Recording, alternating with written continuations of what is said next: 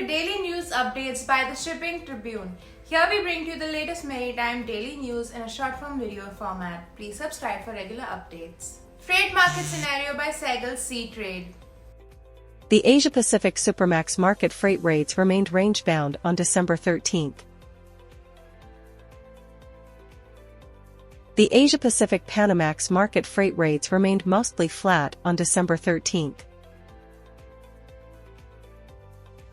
India plans 4,000 crore rupees push for Maritime Heritage Complex in Lothal to revive ancient trade history. The centre, through the Union Ministry of Ports, Shipping and Waterways, is looking at 4,000 crore rupees project where it intends to rewrite the country's maritime history with a strong push on highlighting the historic town of Lothal in Gujarat as the pivot to such trade activities. The city of Lothal will be pushed as an international tourist destination with additional investment going in towards infrastructure upgrade apart from setting up a maritime heritage complex. The infrastructure upgrade will include star hotels from international brands, theme parks and so on, apart from a push towards promoting the inland waterways network. With support to scrap 5% IGST on ship imports, Ministry attracts ire of shipbuilders.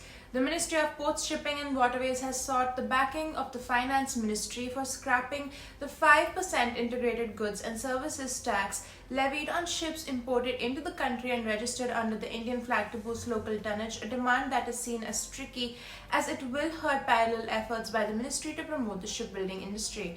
The local shipbuilding industry is resisting the demand put forward by the Ministry of Ports, Shipping and Waterways for waiver of IGST on import of ships.